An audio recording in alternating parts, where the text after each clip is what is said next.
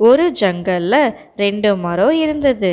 ஒன்று ஆப்பிள் மரம், இன்னொன்று மேங்கோ மரம். மேங்கோ மரம் ரொம்பவே ஜாலியான மரமாக இருந்தது. எல்லா பேர்ட்ஸும் மேங்கோ சாப்பிட அந்த மரத்துக்கு தான் வருவாங்க. நிறைய பேர்ட்ஸ் அவங்க வீட்டை மாம்பழ மரத்துலேயே கட்டுவாங்க. மேங்கோ ட்ரீ ரொம்ப சந்தோஷமாக எல்லாரையும் வெல்கம் பண்ணி அவங்களோட பாட்டு பாடிட்டே இருக்கும். அங்கே வழியில் போகிற பேர்ட்ஸ் எல்லாம் மேங்கோ ட்ரீ கீழே ரெஸ்ட் எடுப்பாங்க. ஆனால் அந்த ஆப்பிள் ட்ரீ யாரையோ சேர்க்காது. அது மேங்கோ ட்ரீயை விட ஹைட்டாக இருக்கிறத நினச்சி ரொம்ப பெருமைப்படும். எந்த பேர்ட்ஸும் அந்த மரத்தில் அதை அலோவ் பண்ணாது.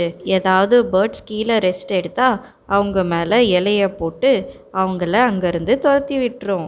அப்போது அந்த சைடு வந்த குருவி ஆப்பிள் ட்ரீ மேலே கூடு கட்டலான்னு நினச்சி பார்த்துட்டு இருந்தது. ஏய், இங்கே என்ன பண்ணுற? நீ போ, மேங்கோ ட்ரீ மேலே போய் கூடு கட்டு. அவங்க ஜஸ்ட் வீடு தானே கட்ட போகிறாங்க, அதனால் உனக்கு என்ன பிரச்சனை? அவங்கள அலோவ் பண்ணு. நீ ஏன் எந்த பேர்டையும் அலோவ் பண்ண மாட்ற? அவங்கள ரொம்ப அழகானவங்க. அவங்க நாள் முழுக்க பாட்டு பாடிட்டே இருப்பாங்க. ஓ, போரிங் சாங்ஸ். நான் யாரையும் என் மேலே அலோவ் பண்ண மாட்டேன். அவங்க என்னோட பிரான்ச்சஸை உடைச்சிடுவாங்க. நீ வேணும்னா அவன் மேலே அவங்கள அலோவ் பண்ணிக்கோ. கொஞ்ச நாட்கள் போனது. ஆப்பிள் ட்ரீயும் மேங்கோ ட்ரீயும் அவங்களோட குணத்தில் கொஞ்சம் கூட மாற்றமே இல்லாமல் இருந்தாங்க. மேங்கோ ட்ரீ நாள் முழுக்க பாட்டு பாடிட்டே இருந்தது. ஆப்பிள் ட்ரீ அது மேலே உட்கார பேர்ட்ஸை துரத்திட்டே இருந்தது. ஒரு நாள் அங்கே தேனீ கூட்டம் வந்தது. அதில் இருக்கிற ராணி தேனீ இந்த ஆப்பிள் மரத்தை பார்த்து ரொம்பவே ஆச்சரியப்பட்டது. வாவ், இந்த ட்ரீ ரொம்பவே பெருசாவோ ஸ்ட்ராங்காவோ இருக்கு. இதில் நாம் வீடு கட்டினோன்னா நாம் வீடும் ஸ்ட்ராங்காக இருக்கும். எக்ஸ்கியூஸ் மீ, யார் உங்களை இங்கே அலோவ் பண்ணது? எனக்கு உன்னோடைய ஸ்டிக்கியாக இருக்கிற ஹனிலாம் என்னோட பிரான்ச்சஸ் மேலே படக்கூடாது. நீங்கள் நாள் முழுக்க ஒரு சவுண்டு கொடுத்துட்டே இருப்பீங்க. அது எனக்கு சுத்தமாக பிடிக்காது. என் மேலே நீங்கள் யாரும் வீடு கட்டக்கூடாது. உங்களுக்கு வேணும்னா பக்கத்தில் இருக்கிற மேங்கோ மரத்து மேலே போய் கட்டுங்க. எல்லாரும் மேங்கோ ட்ரீ பக்கமாக போனாங்க. நாங்கள் உங்கள் மேலே வீடு கட்டலான்னு இருக்கோம். ஓ, தாராளமாக கட்டிக்கோங்க. எனக்கு எந்த பிரச்சனையும் கிடையாது. உங்கள் ஸ்மெல் சூப்பராக இருக்குது.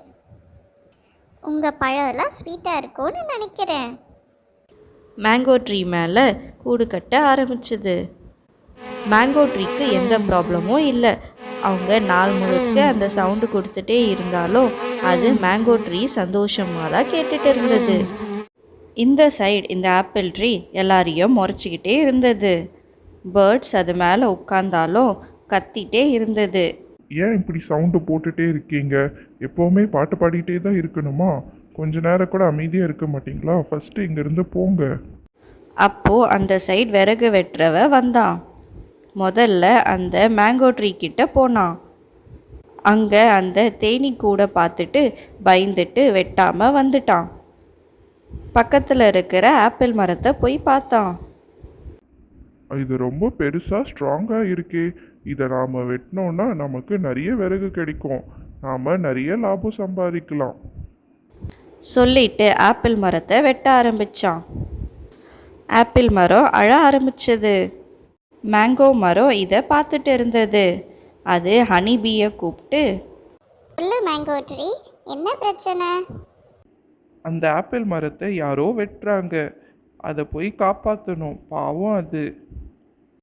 ஓஹோ, நோ நோ நோ நோ, நான் போய் ஹெல்ப் பண்ண மாட்டேன்.